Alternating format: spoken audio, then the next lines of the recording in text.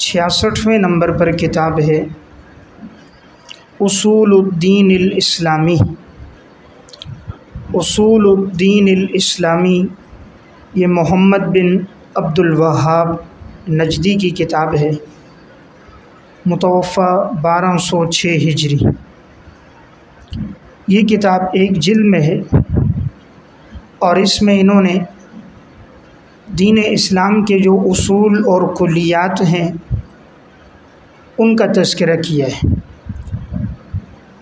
خاص طور پہ اسلام کے ارکان، ان میں نماز، روزہ اور اس کے جو متعلقات ہیں ان کا تذکرہ کیا ہے۔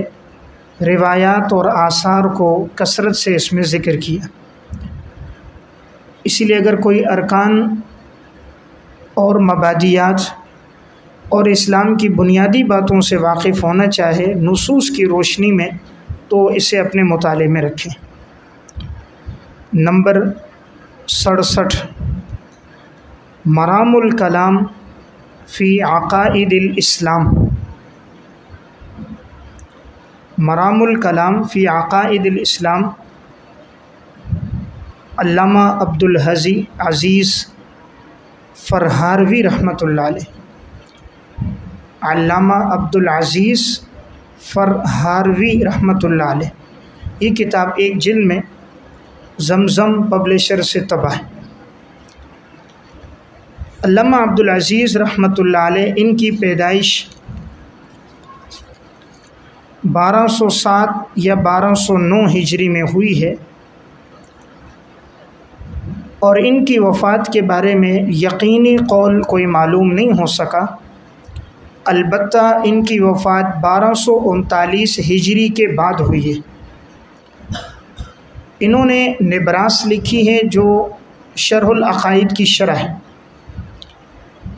اور اس شرح کی تکمیل 1239 ہجری میں ہوئی ہے، تو اس سے معلوم ہوتا ہے کہ ان کا انتقال اس کے بعد ہوا ہوگا، لیکن وہ سن وفات کیا ہے اس کا تذکرہ نہیں ملا، اور اس کے مقدمے میں بھی مرام الکلام میں بھی اس کی سن وفات کا تذکرہ نہیں ملتا۔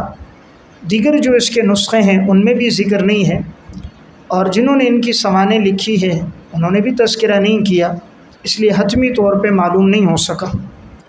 علامہ عبدالعزیز رحمہ اللہ کو کہتے ہیں فرہاروی۔ یہ اصل میں یہ جو جگہ ہے اس کا نام تھا پرہاڑ۔ پرہاڑ یہ جگہ ہے التی تقع علی قرب من مدینۃ مظفر گڑھ القریبۃ من ملتان۔ ملتان کے اندر ہے مظفر گڑھ، اور مظفر گڑھ کے اندر ایک جگہ تھی اس کا نام ہے پرہاڑ، تو اسی کی وجہ سے اسے کہتے ہیں فرہاروی۔ یہ اتنے جید عالم گزرے ہیں عبدالعزیز کہ حضرت مولانا موسیٰ روحانی بازی رحمۃ اللہ علیہ کی ایک کتاب ہے بغیۃ الکامل السامی فی شرح المحصول والحاصل للجامی۔ بغیۃ الکامل السامی فی شرح المحصول والحاصل للجامی، جامی کی سب سے مشکل بحث ہے حاصل محصول، اور انہوں نے اس حاصل محصول کی شرح عربی زبان میں لکھی ہے۔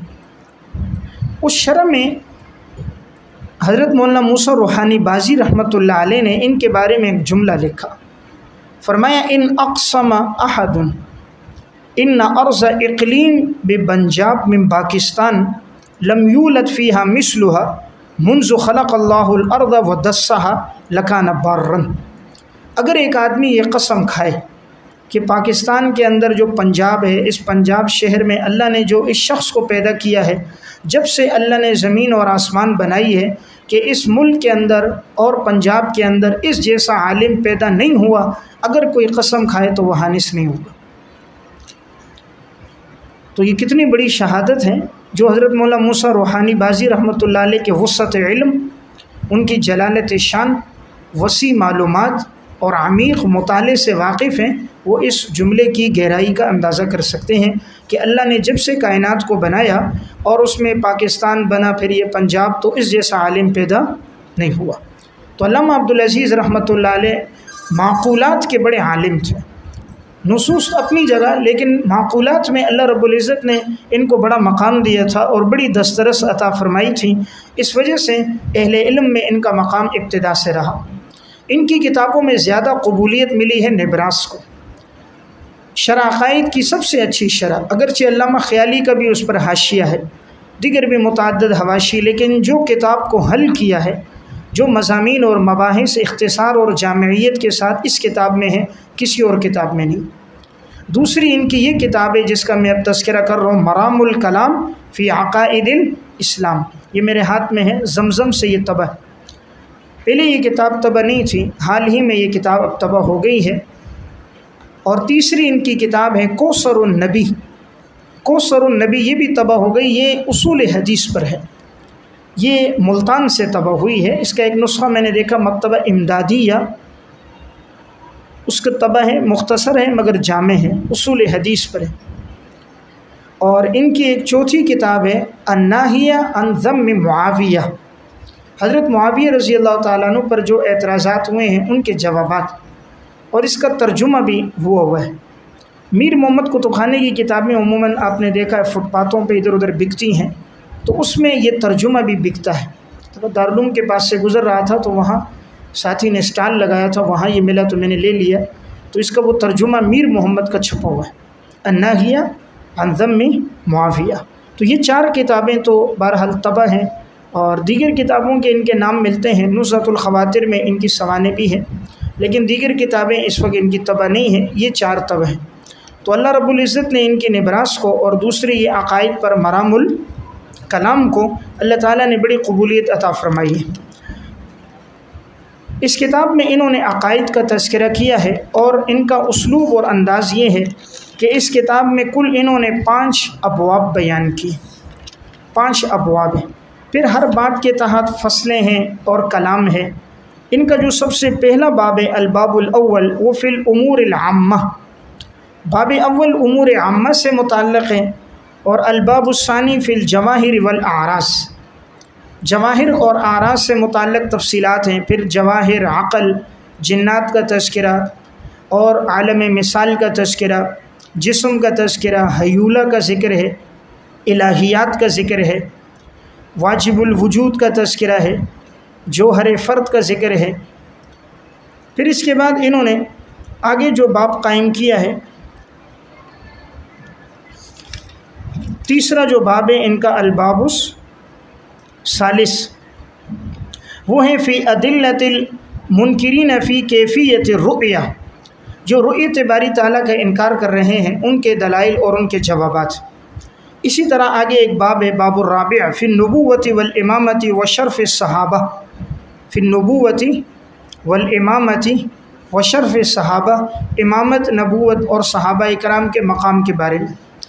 اس چوتھے باب کی خصوصیت یہ ہے، اس میں انہوں نے عنوانات یہ لگائیں، عصمت آدم علیہ السلام، عصمت ابراہیم علیہ السلام، عصمت یوسف علیہ السلام، عصمت اخوت یوسف علیہ السلام، عصمت موسیٰ علیہ السلام، عصمت یونس علیہ السلام، عصمت ایوب علیہ السلام، یعنی تمام انبیاء علیہ السلام پر جو اس طرح کے اشکالات ہوئے ہیں ان کے عصمت کے بارے میں، معصوم ہونے کے بارے میں ان کے جوابات دیں۔ یہ ایک اہم چیز ہے۔ عموماً احادیث میں جیسے حضرت ابراہیم علیہ السلام کے بارے میں 3 طوریہ کا تذکرہ ملتا ہے، حضرت یونس علیہ السلام اللہ رب العزت کی طرف سے واضح حکم نہیں آیا تھا اور شہر چھوڑ کے چلے گئے، تو یونس علیہ السلام کے بارے میں، اسی طرح حضرت آدم علیہ السلام کے بارے میں وعصیٰ آدم ربہ فغویٰ، اس طرح کی جو تعبیرات اور جو اشکالات روایات یہ نصوص سے ہوتے ہیں، انہوں نے سب کے آخری نقلی جوابات دیے۔ پھر اس کے بعد اس کا جو الباب الخامس ہے وہ ہے فی الایمان والکفر والکبائر واحکامہ الاخرویہ، کفر کی اقسام، کبائر کی قسمیں اور اخروی احکامات۔ اخروی احکامات میں جنت، جہنم، دیگر کا تذکرہ کیا، قیامت کی علامات کا تذکرہ بھی اس میں تفصیل سے، جیسے عذاب القبر، اشراط الساعہ، الکلام فی الدخان، الکلام فی المہدی الدجال، نزول عیسیٰ علیہ السلام، الکلام فی الحوض یعنی حوض کوثر، الکلام فی الشفاعہ۔ پھر آگے المذاہب الاربعہ، 4 فقہا کے مذاہب اور ان کے بارے میں انسان کو کیا نظریہ رکھنا چاہیے۔ آخری 2 ابواب ہیں الکلام فی الدعاء والصدقۃ للاموات اور قراءۃ القرآن للاموات۔ تو تو بہرحال یہ ایک مفید کتاب ہے، اگر عقائد کی مباحث کو کوئی سمجھنا چاہے نصوص کے ساتھ ساتھ تو اسے اپنے مطالعے میں رکھیں۔ تو نام کیا ہے؟ مرام الکلام فی عقائد الاسلام۔ نمبر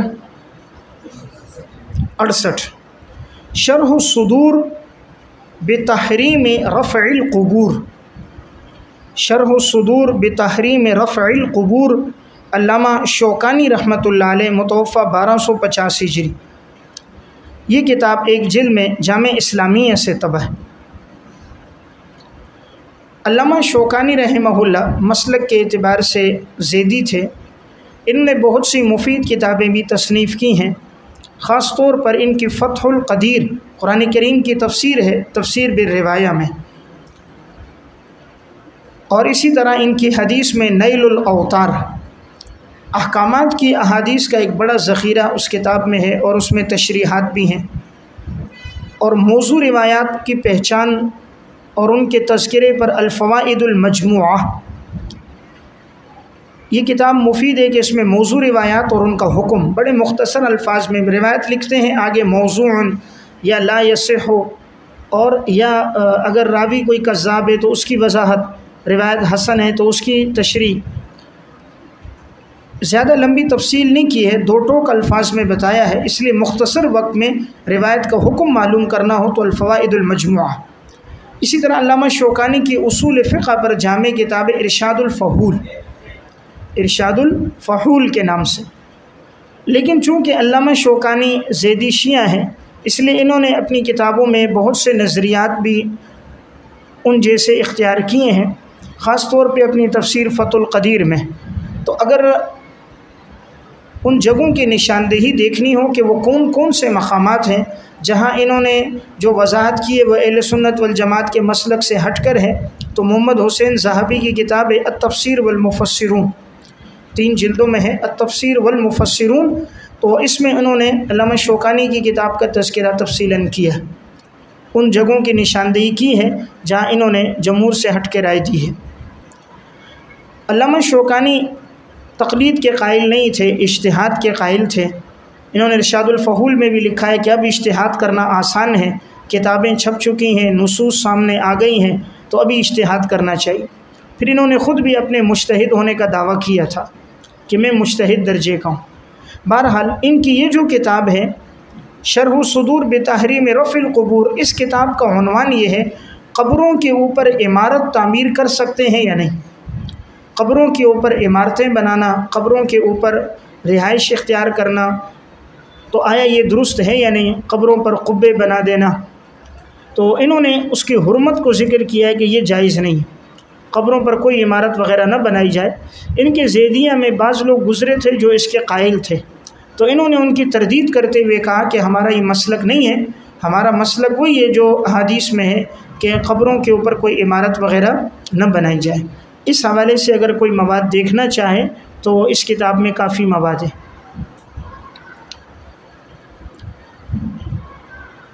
نمبر 69 فتح المجید شرح کتاب التوحید۔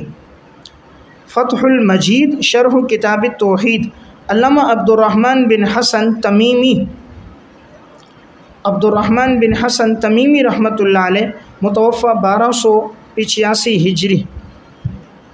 یہ کتاب ایک جلد میں مطبعۃ السنہ سے طبع ہے۔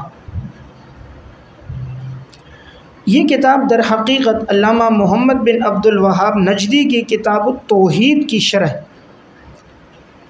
عبد الوہاب نجدی کی کتاب التوحید کی یہ شرح ہے، شرح فتح المجید شرح کتاب التوحید۔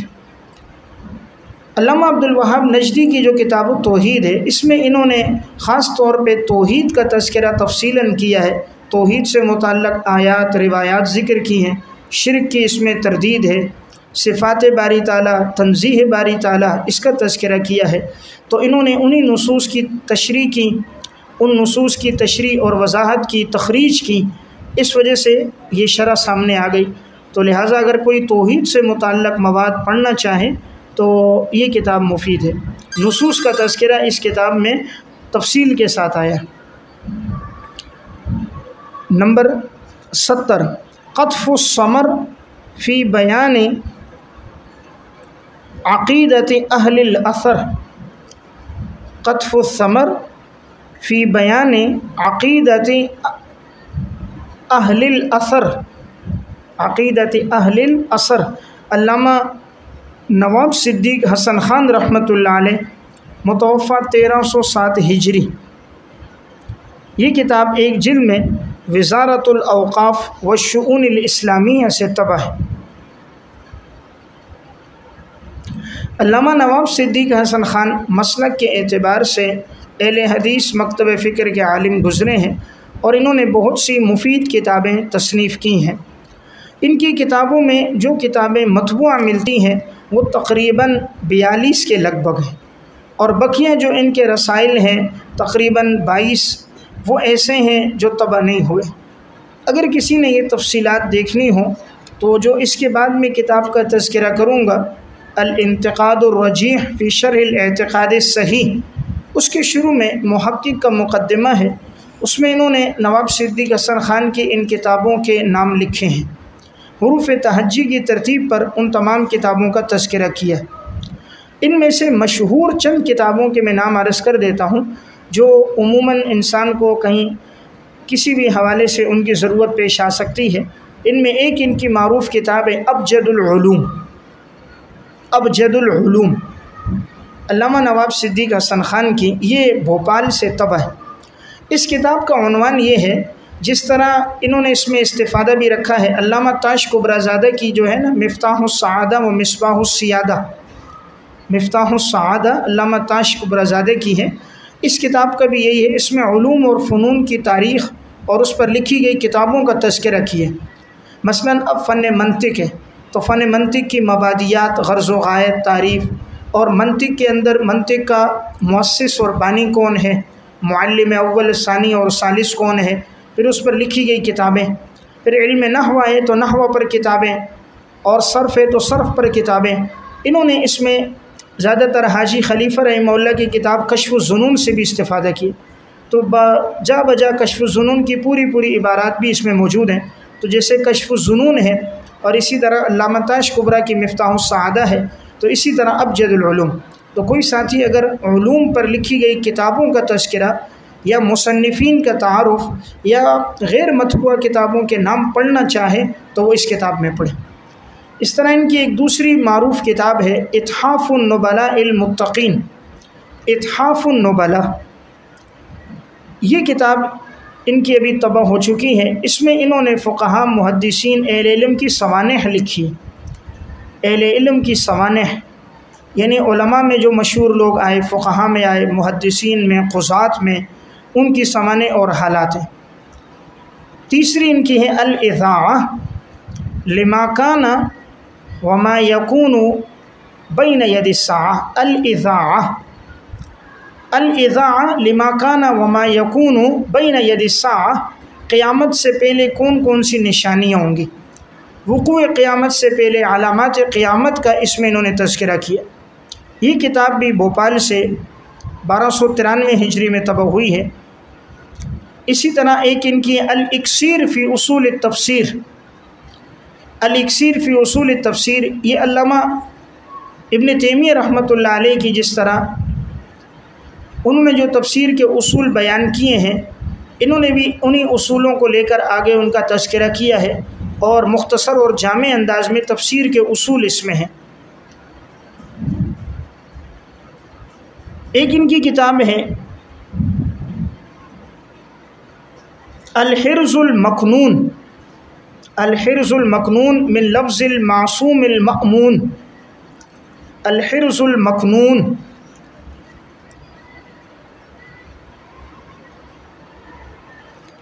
ان کی جس کتاب کو زیادہ قبولیت ملی ہے وہ ہے دلیل الطالب، دلیل الطالب، یہ کتاب بھی بھوپال سے 1294 ہجری میں طبع ہوئی۔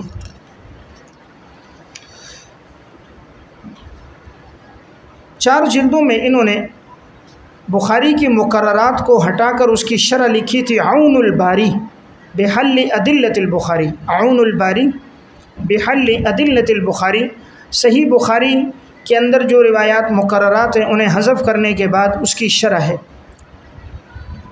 تو اس لحاظ سے مفید ہے کہ اگر کوئی بخاری کی احادیث کی تشریح پڑھنا چاہے تو عام فہم انداز میں اس میں شرح ہے، اور اس میں زیادہ تر حافظ ابن حجر رحمۃ اللہ علیہ کی فتح الباری سے استفادہ کیا گیا۔ ان کی ایک کتاب ہے قصد السبیل الی ذم الکلام والتأویل، الی ذم الکلام والتأویل، چونکہ ان کو زیادہ مناسبت قرآن اور حدیث سے تھی، علوم عقلیہ سے نہیں تھی، اس لیے انہوں نے اس پر کوئی کام بھی نہیں کیا اور اس کی مذمت بھی اپنی سوانح میں انہوں نے کی ہے۔ تو یہاں بھی انہوں نے کلام کی انہوں نے مذمت رکھی ہے، زیادہ تر ان کی زندگی علوم نقلیہ میں گزری، عقلیہ سے دور رہے۔ ایک کتاب ہے نیل المرام من تفسیر آیات الاحکام، نیل المرام من تفسیر آیات الاحکام، قرآن کریم کی وہ آیات جن سے احکامات پر استدلال ہوتا ہے ان آیات کا تذکرہ کیا، جسے علامہ سیوطی رحمہ اللہ کی الاکلیل فی استنباط تنزیل ہے، اسی طرح ان کی نیل المرام من تفسیر آیات الاحکام ہے۔ عقائد پر اور عقائد سے متعلق تفصیلات اور علوم القرآن اور ان کی مباحث پر الدین الخالص، ناسخ منسوخ روایات کی پہچان اور آیات کی پہچان اور ان کا تذکرہ، اس پر افادۃ الشیوخ بمقدار الناسخ والمنسوخ، افادۃ الشیوخ بمقدار الناسخ والمنسوخ۔ اگر ان کی تفصیلی سوانح پڑھنی ہو اور اہل علم نے ان کے بارے میں کیا تاثرات رکھے تو ایک کتاب ہے قطر الصیب فی ترجمۃ الامام ابی الطیب، قطر الصیب فی ترجمۃ الامام ابی الطیب، ابو الطیب اس کنیت کے ساتھ یہ معروف ہیں، تو اس میں ان کی سوانح کا تذکرہ ہے۔ بہرحال تو میں عرض کر رہا تھا کہ علامہ نواب صدیق حسن خان رحمہ اللہ کی یہ کتاب ہے قطف الثمر فی بیان عقیدت اہل العصر، اہل العصر میں انہوں نے اشارہ کیا محدثین کا عقیدہ، محدثین کا کیا عقیدہ ہے، تو عقائد میں انہوں نے علامہ ابن تیمیہ، علامہ ابن قیم، علامہ شوکانی رحمہ اللہ اسی پر یہ چلے ہیں، یعنی ان حضرات کا صفات باری تعالیٰ کے بارے میں جو رائے رہی ہے وہ علامہ نواب صدیق حسن خان کی بھی رہی ہے۔ دیگر عقائد میں تو جمہور کے ساتھ ہیں، لیکن ان عقائد کے اندر یہ انہوں نے انہی کی پیروی کی ہے، یعنی اشاعرہ ماتریدیہ سے ان عقائد میں یہ ہٹ کر ہیں۔